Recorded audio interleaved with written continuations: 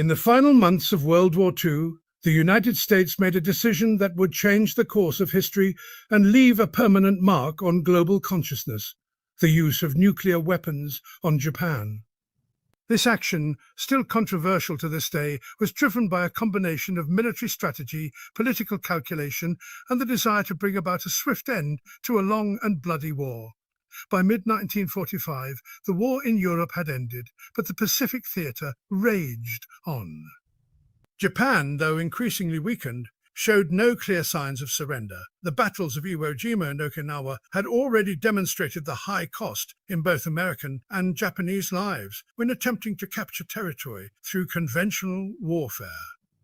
Estimates from US military planners projected that a full-scale invasion of Japan could result in hundreds of thousands of American casualties and potentially millions of Japanese deaths, both military and civilian.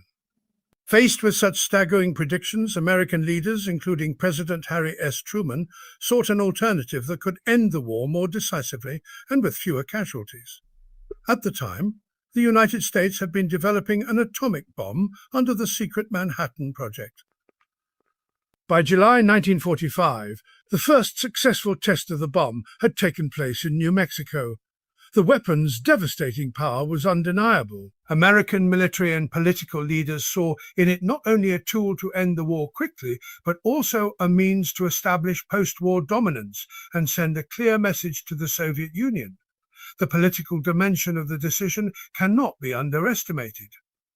The US was becoming increasingly wary of Soviet intentions in Europe and Asia, especially as the war drew to a close. By demonstrating its nuclear capability, the US could potentially gain leverage in shaping the post-war world order.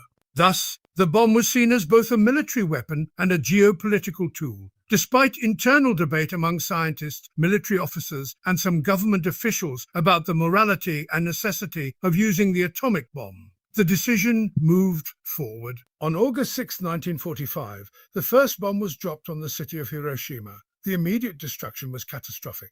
Tens of thousands were killed instantly, and many more would suffer and die from radiation exposure in the days, weeks, and years to come. Yet Japan did not surrender immediately. 3 days later, on August 9th, a second bomb was dropped on Nagasaki, leading to further unimaginable loss. Finally, on August 15, 1945, Japan announced its surrender, bringing World War II to an end. The use of nuclear weapons was justified by American leaders at the time as a necessary evil to avoid a prolonged war and further loss of life. However, the moral and ethical implications of that decision have been the subject of intense debate ever since. Critics argue that Japan was already on the verge of surrender, or that other means, such as a demonstration of the bomb's power or changes to the terms of surrender, could have achieved the same result without such devastation. Supporters maintain that the bombing saved lives in the long run by avoiding an even more bloody invasion. Ultimately, the bombings of Hiroshima and Nagasaki not only ended a world war, but also ushered in the nuclear age, altering the course of international relations and military strategy for generations to come. The consequences of that decision are still felt today, serving as a haunting reminder of the destructive power humans can unleash and the profound responsibility that comes with wielding such force. In the final stages of World War II, one of the most pressing concerns for the United States was how to bring the conflict with Japan to a swift and decisive end. The war in Europe had concluded with Germany's surrender in May 1945, but in the Pacific, Japan remained defiant despite suffering heavy losses. Military planners had a clear understanding of the potential cost of invading the Japanese mainland. Estimates varied, but some projected up to 1 million American casualties and millions more Japanese deaths if the war continued through conventional means. This looming prospect haunted President Truman and his military advisors. They understood that while the atomic bomb was a horrific weapon, its use could prevent a much longer and deadlier campaign. For American families who had already lost loved ones, and for soldiers preparing to participate in an invasion of Japan, the bomb offered a chance to bring the conflict to a close without further mass sacrifice. Additionally, Japan's military leadership at the time showed no indication of accepting unconditional surrender. In fact, many were preparing for a final, all-out battle to defend the homeland. Civilians were being trained to fight with bamboo spears, and defensive preparations were underway across the islands. This suggested that any invasion would be met with intense resistance, turning every town and village into a battlefield. From the perspective of the United States, allowing the war to continue would not only prolong suffering, but also destabilize the post-war world. Resources were stretched, morale was fraying, and the cost of war had already been immense.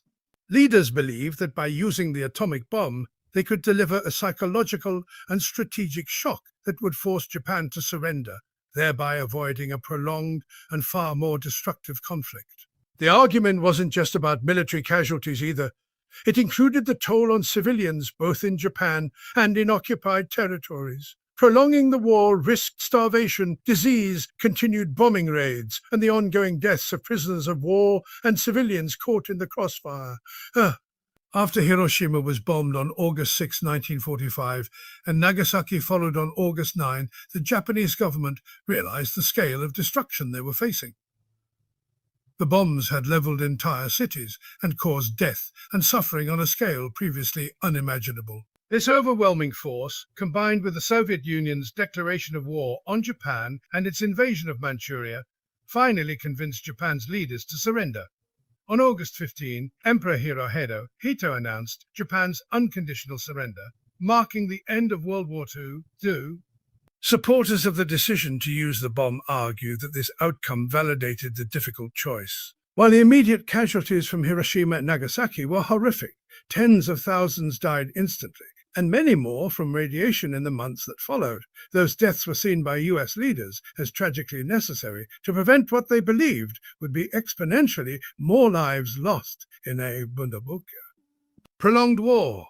In this view, the atomic bomb was not just a weapon of destruction, but a grim tool used to stop an even greater catastrophe from unfolding. The logic, though painful, was rooted in the calculus of war, a horrifying act that brought a swift end to a global nightmare. Beyond the immediate goal of ending World War II, the decision to use nuclear weapons on Japan was also deeply influenced by the broader geopolitical context, particularly the emerging tensions between the United States and the Soviet Union. By mid-1945, even before the war officially ended, the alliance between the Western powers and the Soviet Union was beginning to fray. Both sides had different visions for the post-war world, and the seeds of the Cold War were already being sown. American leaders were not only thinking about defeating Japan, but also about the shape of the global order after the war. The atomic bomb, as the most powerful weapon ever created, was seen as a tool that could not only force Japan's surrender, but also establish US dominance in the new world order that would emerge from the ruins of global conflict. During the Yalta and Potsdam conferences, it became increasingly clear that the Soviet Union was interested in expanding its influence in Eastern Europe and possibly into Asia. Although the USSR had promised to enter the war against Japan 3 months after the defeat of Germany, American officials were concerned about how Soviet involvement in the Pacific might complicate US interests. Yet Japan still did not surrender. Military leaders feared that even with additional bombings or a naval blockade, Japan might continue to resist for many more months, dragging the war into 1946 or beyond. Benign. Intelligence reports and intercepted communications suggested that Japan was preparing for a massive last-ditch defense of the home islands. Civilians were being mobilized for combat, weapons were being stockpiled, and defensive positions were being fortified. Japan's military had even adopted a slogan, "A 100 million will die for the emperor," reflecting their intention to fight to the very last person if necessary. Complicating the situation further was the structure of the Japanese government. The civilian leaders, including Emperor Hirohito, may have been more inclined to end the war, but the military held enormous influence and was strongly opposed to surrendering. Efforts to mediate or negotiate through third parties, such as the Soviet Union, went nowhere, especially since the United States and its allies insisted on unconditional surrender, which many in Japan viewed as a loss of sovereignty and a threat to the emperor's position. This internal gridlock made it incredibly difficult for Japan to come to a unified decision, even in the face of overwhelming odds. The American leadership interpreted Japan's silence and continued resistance as a sign that only a shockingly powerful blow would force them to reconsider. By using the atomic bomb, the United States hoped to not only destroy critical infrastructure, but to also shatter the psychological and political resolve of the Japanese leadership. The sheer scale of destruction at Hiroshima on August 6 and Nagasaki on August 9 brought a new kind of horror, one that transcended even the worst conventional bombing raids. The atomic bomb introduced a weapon so devastating, so absolute in its power, that it became impossible to ignore. After the bombing of Nagasaki and the Soviet Union's sudden entry into the war against Japan, Emperor Hirohito finally intervened. He overruled his military advisors and decided that the only path forward was surrender. On August 15, Japan announced its unconditional surrender, and World War II came to an end. This sequence of events confirmed to many in the United States that Japan would not have surrendered without such extreme measures. The belief that Japan's leadership, especially its military faction, would never give up without experiencing something truly catastrophic was central to the justification for using the bomb. In their eyes, the atomic bomb was not only a military necessity, but also a psychological weapon aimed at breaking through an enemy's deeply entrenched resolve. The decision to use nuclear weapons on Japan has remained one of the most morally and ethically debated actions in modern history. At the time, American leaders framed the bombings of Hiroshima and Nagasaki as necessary steps to end the war quickly and save lives. However, in the decades since, historians, ethicists, survivors and political leaders have continuously questioned whether the bombings were truly justified or if alternative options were ignored. One of the central moral questions revolves around the fact that the bombs were dropped on civilian populations.